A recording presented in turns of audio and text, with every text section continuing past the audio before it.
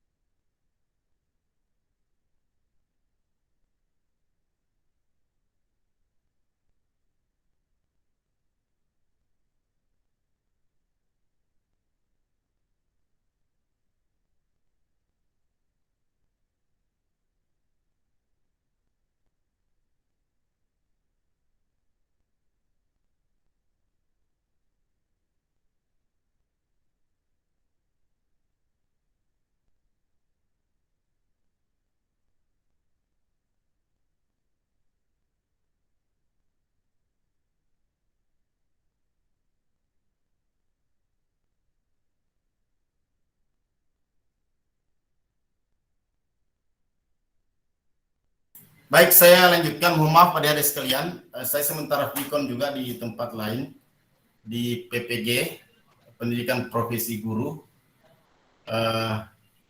Jadi saya agak terganggu dengan kondisi.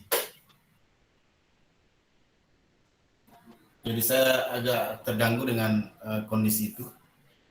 Saya lanjutkan di tugas tersebut. Saya kira adik-adik mengalami banyak kendala, mengalami banyak masalah, bahkan ada yang mungkin 2-3 kali harus perbaiki videonya, tapi maksud saya kira adalah baik, yaitu saya mau melihat seperti apa adik-adik mempelajari kampungnya, mempelajari daerahnya, sejarah kampungnya, sejarah daerahnya.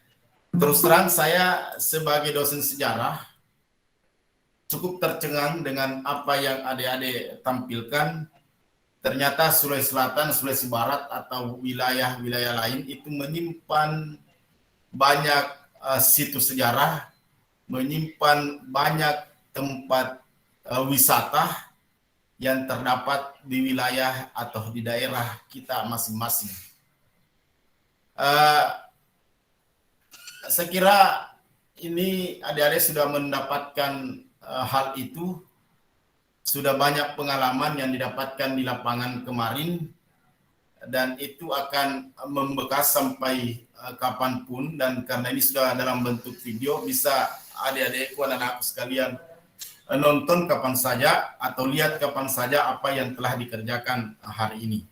Mungkin belum didapat manfaatnya sekarang, tapi yakin saja manfaat tersebut akan kita dapatkan di waktu-waktu yang akan datang.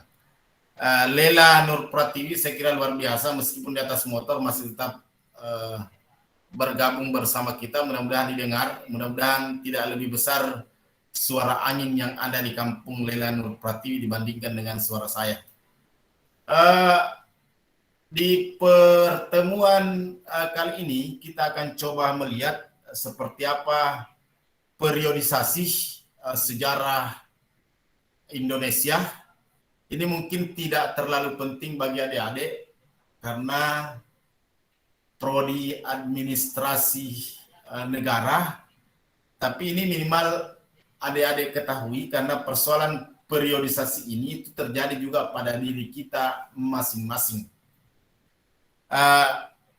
Seorang Bimardhani itu tidak langsung kuliah di prodi administrasi negara di Universitas Negeri Makassar. Tidak langsung besar, tidak langsung berumur 18 atau 19 tahun seorang Bimardhani. Tentunya hal itu seorang Bimardhani ini itu melewati periode kehidupan mulai dari kecil sampai besar. Seperti itu hakikat pembelajaran yang akan kita pelajari bersama hari ini. Bimardhani jadi aktor ya, jadi headline ya. Tidak apa-apa Bimardhani ya? Ya, tidak apa-apa Pak. Bimardhani sebelum kuliah di administrasi negara di Universitas Negeri Makassar, kan ada periode kehidupan yang Bimardhani jalani atau lalui. Mulai dari kalau misalnya dibawa ke ranah lembaga pendidikan, itu Bimardhani mulai dari mana Bimardhani?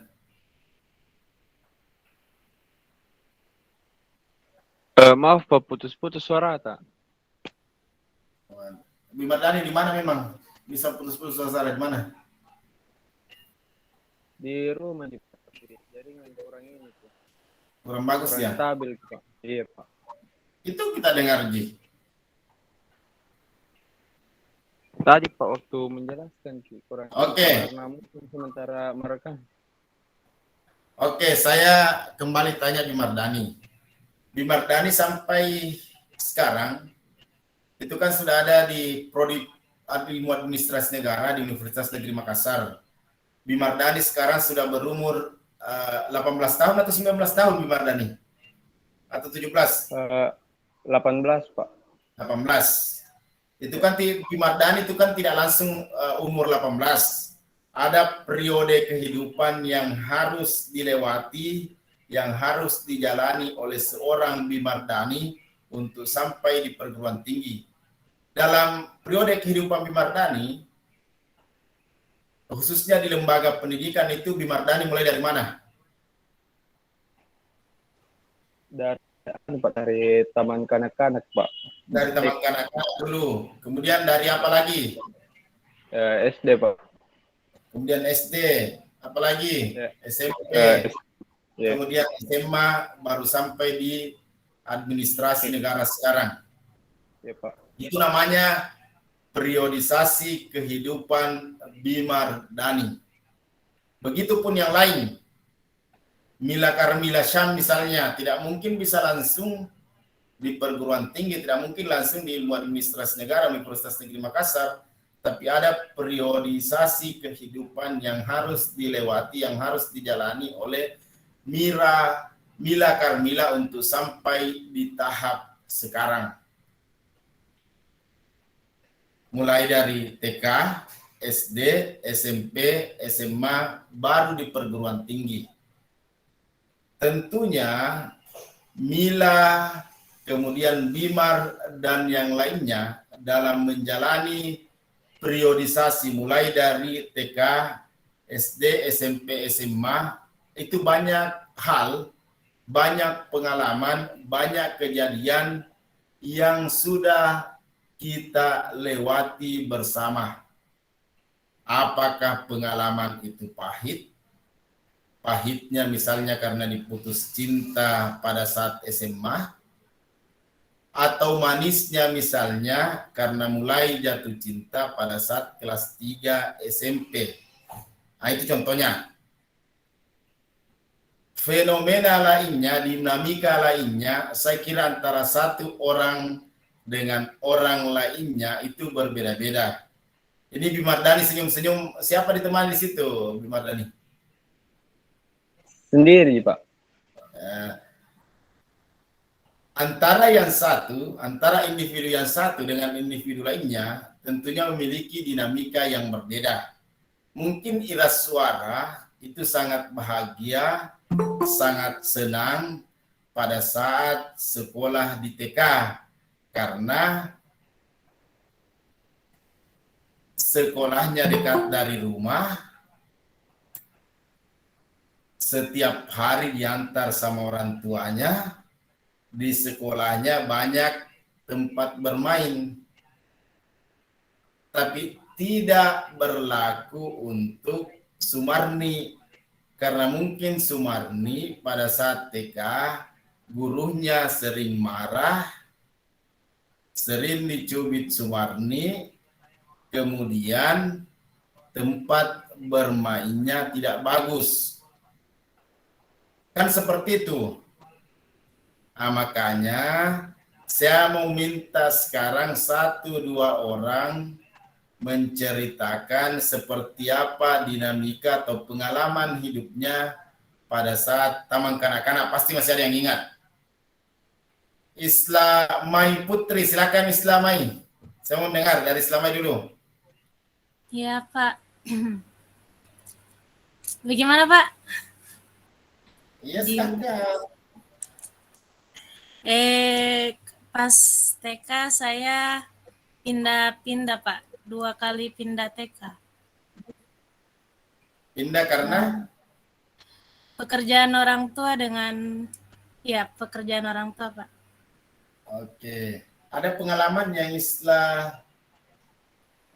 Islamai Putri, ada pengalaman yang cukup berkesan pada saat TK Islamai? Biasa-biasa saja, Pak. Tidak ada yang terlalu Biasa saja. berkesan. Oke, biasa-biasa saja bagi Islamai. Kalau bagi Andi Nur Aisyah, bagaimana Andi Nur Aisyah? Andi Nur, Ya Pak, ya coba ceritakan ke saya. begitu sih Pak, belajar, main-main, Bermain apa lagi? belajar tambah-tambah. Menjawab tambah-tambah. Ya Pak, Oke. Kalau Musrah, gimana Musrah?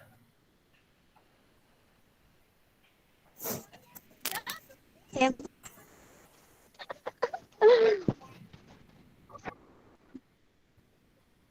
Bagaimana Musrah? Coba, masa tidak ada yang ingat? Pasti ada pengalaman yang begitu berharga yang masih mungkin dikenang sampai saat ini pada kehidupan waktu kita belajar di taman kanak-kanak. Dipriorisasi pada saat kita masih taman kanak-kanak. Nur Halimah, Nur Iya, Halimah Pak. ada yang disampaikan Nur Halimah? Nggak TK ke saya, Pak. Hah? Langsung SD.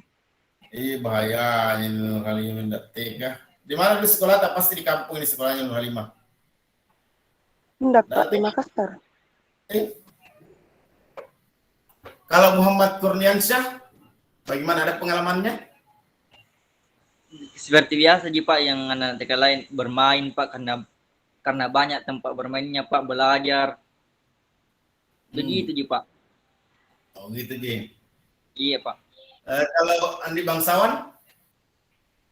Iya Pak, Bangsawan bagaimana, ada pengalamannya? pernah patah Pak, main waktu TK Pak, pernah patah. Pernah patah itu karena? Main-main Pak, main seluncuran. Jadi saya enggak lupa. Oke, mungkin agak kabur karena ini waktunya relatif lama dan mungkin memori kita sudah melupakan kejadian yang ada pada saat kita taman kanak. Karena kalau pada SD ada pengalaman yang berharga yang kita dapatkan. Coba Nur Reskiani, silakan Nur. Kalau saya secara pribadi pengalaman yang tidak bisa dilupakan tuh pada saat SD tuh sering dibully Pak gitu. dikarenakan dikarenakan fisik dengan keuangan gitu. Itu menurut saya hal yang paling tidak bisa dilupakan. Oke. Seperti itu, Saya Pak. kira, oke, saya kira tidak perlu dilanjutkan persoalan keuangan dan persoalan fisiknya, tidak perlu dilanjutkan. Jelas itu pengalaman berarti pahit, Nur ya. Itu berlanjut sampai di SMP, SMA, Nur, atau enggak? Sampai SMA sih, Pak, karena pernah dibully satu kelas gitu. Difitnah sama sahabat sendiri. Karena Semoga tidak terulang lagi, amin. Amin ya Allah. Karena Pak, karena banyak orang yang bilang sok pintar, sok apalah, selalu bagi-bagi jawaban lah, begitu Pak. Banyak yang ngiri gitu. Ibu Nur ini berhasil membungkam orang yang sering bully.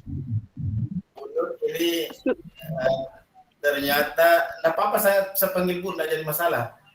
Bu Nur ini bisa membungkam orang yang bully waktu SD, waktu SMP, waktu SMA dengan berhasil lolos di Universitas Negeri Makassar. Itu saya kira sebuah prestasi yang menjawab apa yang teman-teman Nur lakukan pada saat SD, SMP, dan SMA. Ini saya tadi mau persilakan lagi Lela sama Siti Sahruni. Lela, saya berikan waktu 3 menit untuk menceritakan pengalamannya waktu SMP. Sahruni 3 menit juga waktu SMA. Silakan Lela. Siapa suruh Waktu bicara SMP saya, Pak. Ya, siapa suruh bicara tentang silakan Lela Nur. Awaslah kalau enggak bagus, silakan. Waktu SMP saya, Pak. Pengalamanku. Mana kinda dia kepala tak? Nah, coba sampaikan ke saya.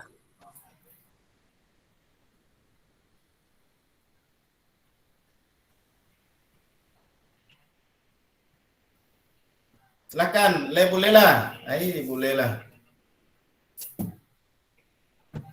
Terus Kisorata, Pak. Kalau begitu Bu Siti Sahruni dulu, silakan Siti. Iya, Pak. Kali jaringanku, Pak. Siti Sahruni, silakan ceritakan ke kita. Saya, Pak. Waktu SMA, alhamdulillah pernah dapat juara 3 di tingkat provinsi.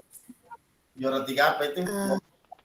Juara 3 lomba baca puisi FLS 2N. Pak, itu ceritanya toh di saya ini pindahan di sekolahku yang satu dibawa ikut lomba di lomba FLS 2N itu, tapi yang sekolah yang mau kuku pindah, nah bilang cepat nih pindah baru wakili sekolah yang mau pindahi sekarang. Jadi pas pindah, alhamdulillah dapat bawa Kak piala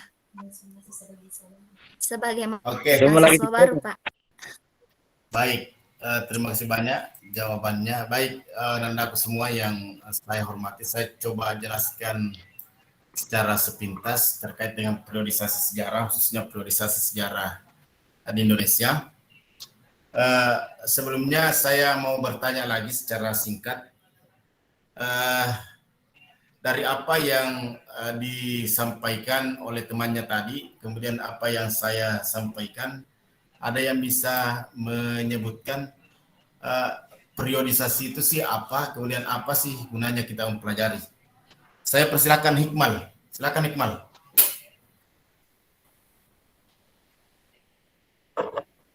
Jelaskan kembali Pak, atau bagaimana? Ya, jelaskan kembali apa itu periodisasi, kemudian apa sih pentingnya kita belajar periodisasi. Kalau bilang, silakan. Silakan Iqmal. Kalau pas ya bilang pas. Saya persilakan ke yang lain. Oh iya pas nih Pak. Nabila, silakan Nabila. Oke, baik. Kalau tidak ada, saya tidak akan paksakan. Uh,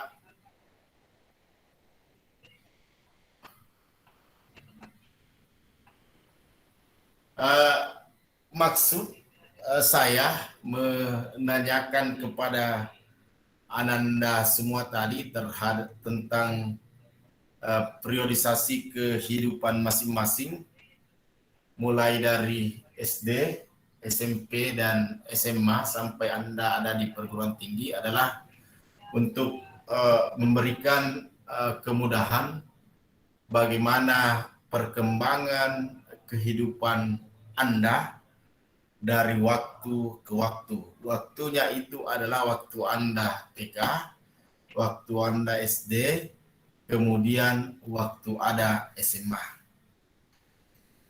Periodisasi ini semacam serialisasi. Kalau dalam film itu film berseri, mungkin yang paling Anda mudah ingat itu adalah film Korea, drama Korea yang berseri, yang main setiap hari mulai dari Senin sampai Ahad dan akan berputar terus.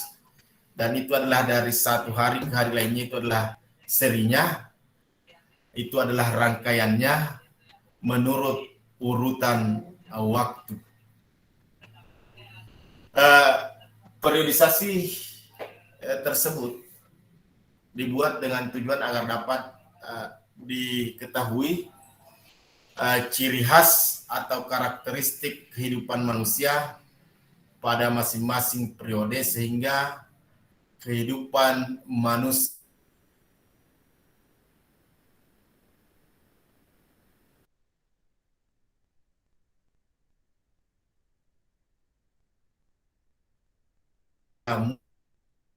adakah kesinambungan, adakah hubungan antara periode yang satu dengan periode berikutnya. Seperti tadi yang diceritakan oleh salah satu temannya yang katanya dibully pada saat SD, berlanjut ke SMP, kemudian berlanjut lagi ke SMA. Berarti ada kesinambungan antara periode SD, periode SMP, dan periode SMA. Apakah terjadi pengulangan fenomena yang terjadi? Terjadi dibully pada saat SD, SMP, kemudian SMA. Adakah perubahan periode yang awal sampai periode berikutnya? Saya kira ada. Kalau dicelah atau dibully pada saat SD, pada saat SMP, pada saat SMA, teman yang tadi dibully tersebut karena mungkin kemampuan ekonominya yang lemah itu berhasil membungkam orang dengan belajar yang giat pada saat SMA karena memiliki cita-cita yang besar menjadi seorang mahasiswa kemudian akan bekerja di lembaga pemerintahan atau swasta di tahun-tahun yang akan datang, sehingga apa yang pernah dibully waktu SD, SMP, SMA itu terjawab lewat prestasi. Perkembangan terjadi bila berturut-turut masyarakat bergerak dari satu bentuk yang sederhana ke bentuk yang lebih kompleks. Perkembangan menandaikan tidak ada pengaruh luar yang menyebabkan pergeseran. Misalnya perkembangan suatu desa menjadi kota.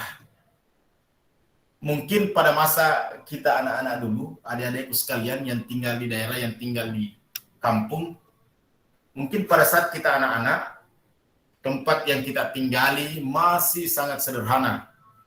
Mungkin lampunya tidak ada,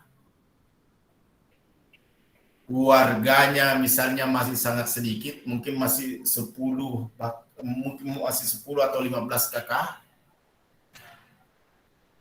Kegiatan ekonominya masih sangat sederhana. Bahkan mungkin masih ada sistem barter yang kita temukan.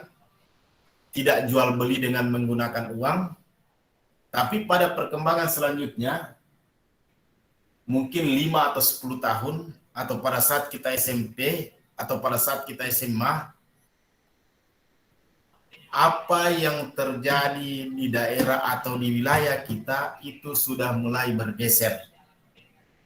Penduduknya dulu yang hanya 10 sampai 15 kakak, itu sudah ramai bahkan sampai 100 kakak.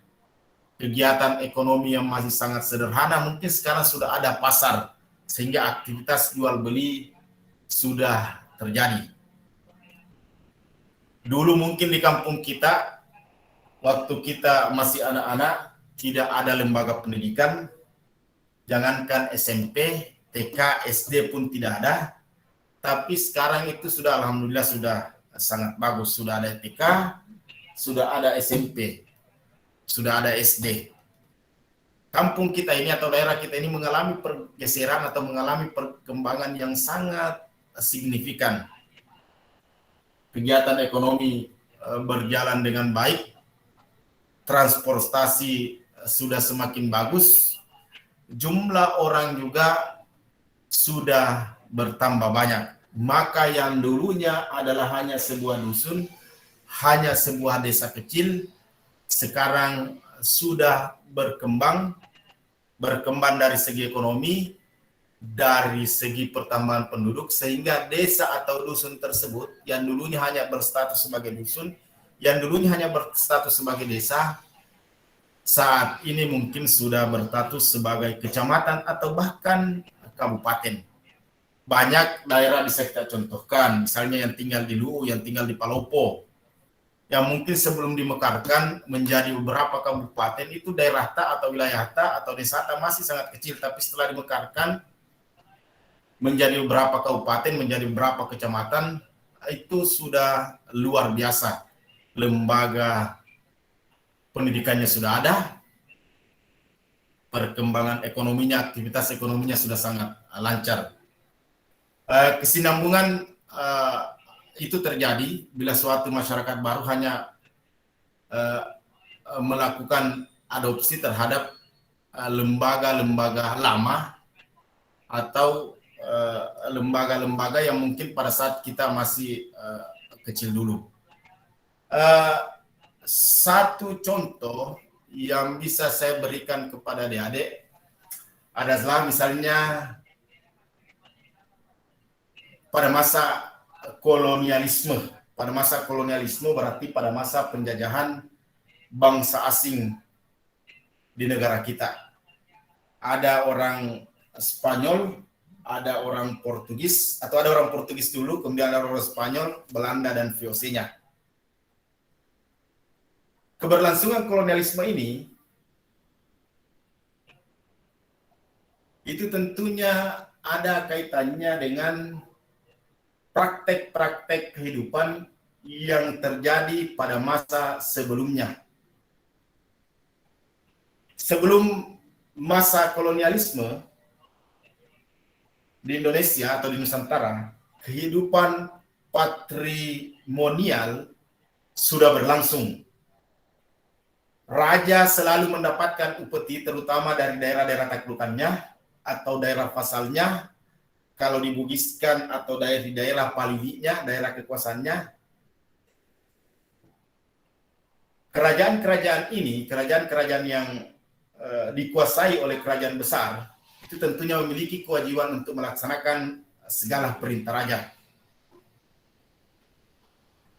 Rakyat wajib bekerja kepada raja dan bangsawan tanpa mereka diupah. Fenomena patrimonial ini ternyata dilanjutkan oleh pemerintah kolonial Belanda, di mana pemerintah kolonial Belanda pada saat itu juga meminta upeti kepada kerajaan-kerajaan yang dikuasai.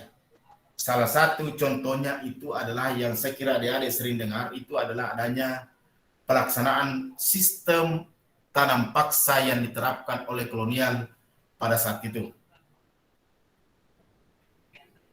pemerintah kolonial menggunakan hubungan tradisional antara penguasa pribumi dalam hal pengerahan tenaga kerja untuk keperluan tanam paksa.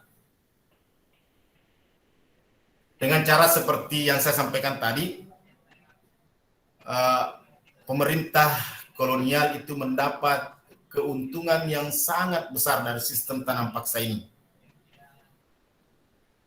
Nah, inilah adanya kesinambungan antara kehidupan pada masa sebelum kolonial atau pada masa kerajaan dengan kehidupan pada masa kolonial.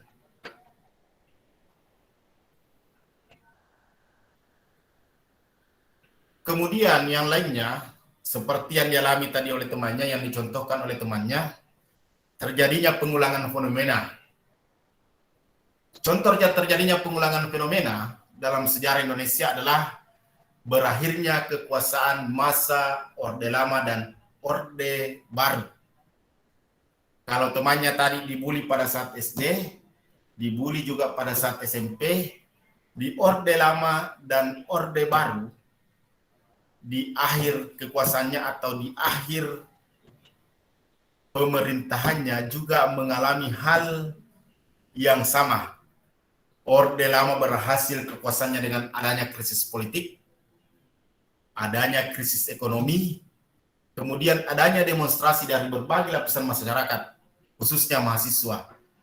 Di Orde Baru pun terjadi.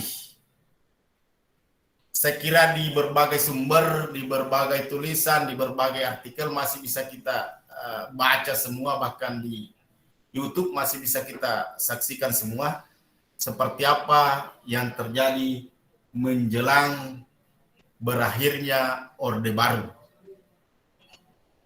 Krisis politik terjadi, krisis ekonomi terjadi, dan demonstrasi dari berbagai lapisan masyarakat, khususnya mahasiswa juga terjadi.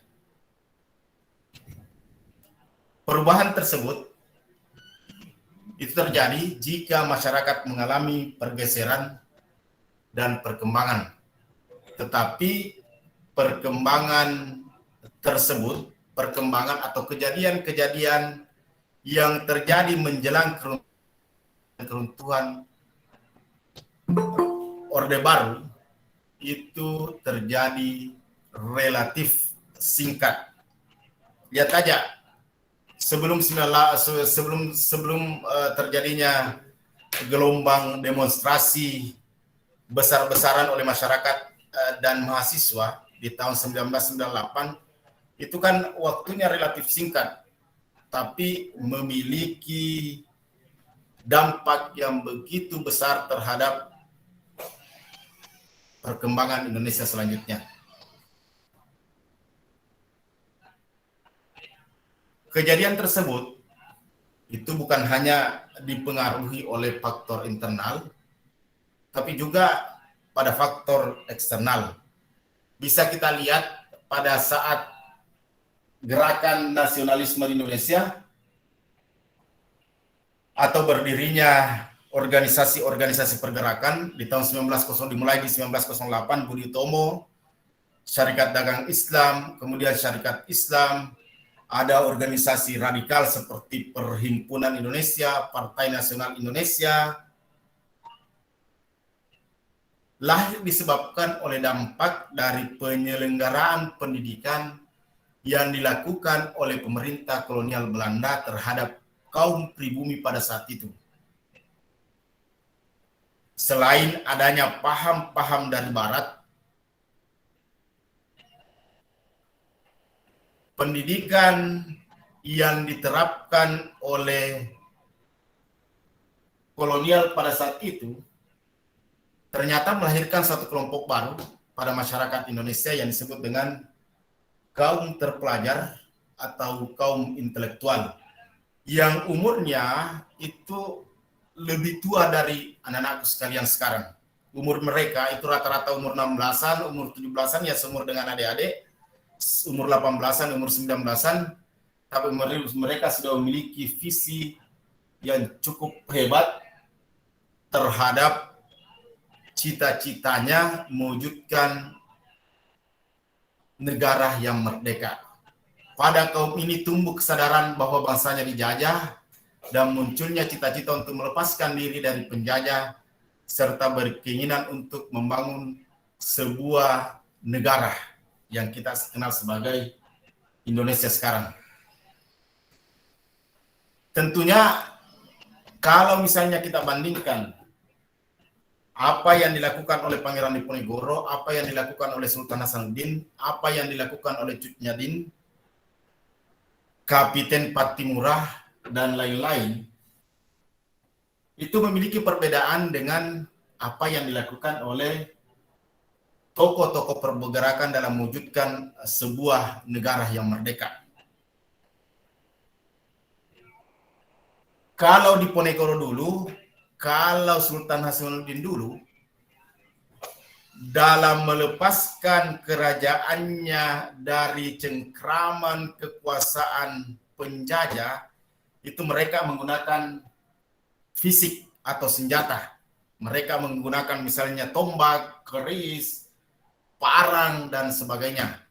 Tapi pada saat organisasi pergerakan yang dia gunakan adalah organisasi. Yang dia gunakan adalah ini, kepalanya, otaknya.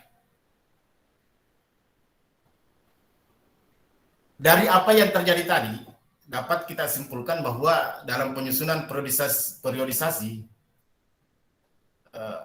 tergantung pada jenis sejarah yang akan kita tulis.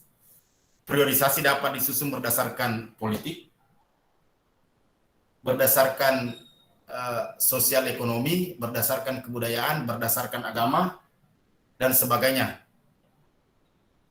Setiap di antara kita yang ingin bercerita atau ingin menulis tentang sejarah, bebas kita menetapkan periodisasi tergantung dari pendiriannya. Misalnya saja, ini misalnya ya, tidak perlu adik-adik cukup didengar saja, karena adik-adik saya kira bukan dari prodi pendidikan sejarah. Misalnya saja menulis tentang perkembangan politik, periodisasi kerajaan-kerajaan kuno atau dinasti-dinasti yang ada di kerajaan, khususnya di kerajaan di Jawa. Kerajaan-kerajaan kuno yang ada di Indonesia bisa kita bagi periodisasinya, kerajaan-kerajaan Hindu-Buddha sampai dengan periodisasi Islam.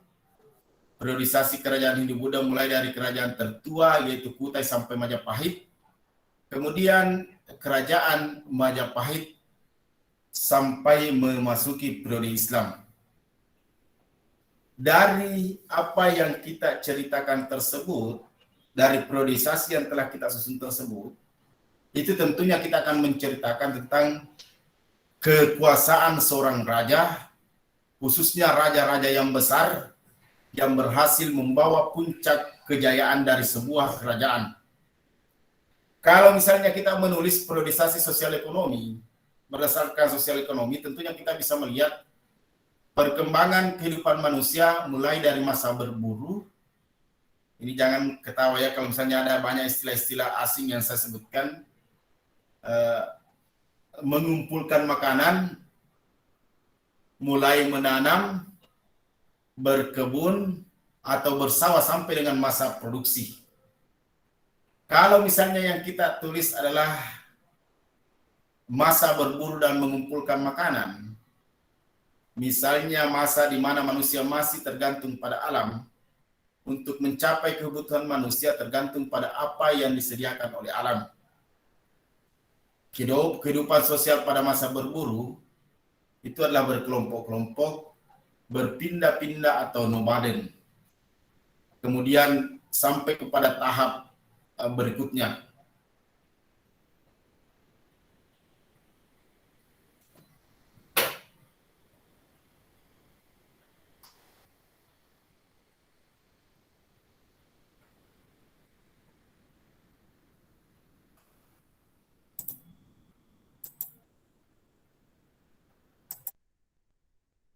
Sebentar saya lanjutkan ya, 2 menit, 2 menit.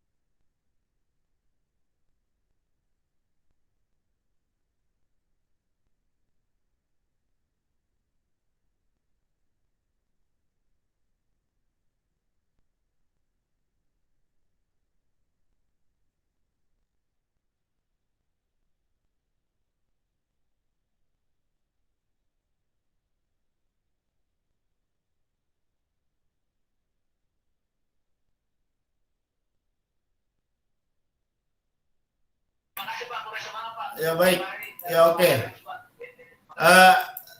Selanjutnya saya contohkan satu baru kita istirahat adik-adikku sekalian. Misalnya kita susun sebuah periodisasi sejarah. Nanti dia akan bisa menjadi acuan adik-adik jika menyusun periodisasi kehidupannya pada saat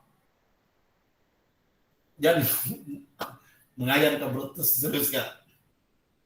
Pada saat misalnya kita menyusun periode kehidupan kita mulai dari SD, SMP, SMA, dan seterusnya, ini akan menjadi acuan adik-adik sekalian. Misalnya kita menyusun periodisasi kehidupan bangsa Indonesia sebelum masa kemerdekaan, itu tentunya kita mulai dari Indonesia dikuasai VOC. Ini misalnya hanya contoh kecil saja. Kalau misalnya kita berpatokan di tahun 1602, mulai dari tahun 1602, tentunya kita mulai Indonesia dikuasai VOC, Indonesia dikuasai pemerintah kolonial Belanda, Indonesia dikuasai Inggris, kemudian Indonesia dikuasai kembali oleh Belanda, Indonesia dikuasai Jepang, Indonesia mencapai kemerdekaan.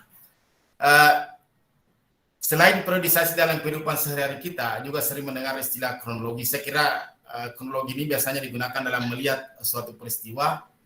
Banyak saya kira bisa kita contohkan, misalnya peristiwa kecelakaan, peristiwa banyak peristiwa yang saya kira bisa kita lihat di sekitar kita, di sekitar kehidupan anak-anakku semua, adik-adikku semua. Ini waktunya sudah selesai ya. Saya kira sudah selesai, kita akhiri karena ini kita mau sholat. Saya kira sudah cukup lama, sudah berapa menit ya? Sudah berapa menit Ismandar? Sudah ada 1 jam ya? Sudah 1 jam ya? 1 jam 10 menit. Saya kira cukup. Mudah-mudahan penjelasan saya tadi jelas. Kalau ada yang mau bertanya, saya persilahkan bertanya. Ini Brilian Yakobus ini sepertinya baru munculkan lagi videonya setelah saya bicara. Mungkin tadi ada yang tidur. Kalau orang biasanya bicara sejarah itu ada yang tidur. Andi Bangsawan tidur atau tidak tadi? Tidak Pak, jam kerja Pak. Baik, saya kira cukup.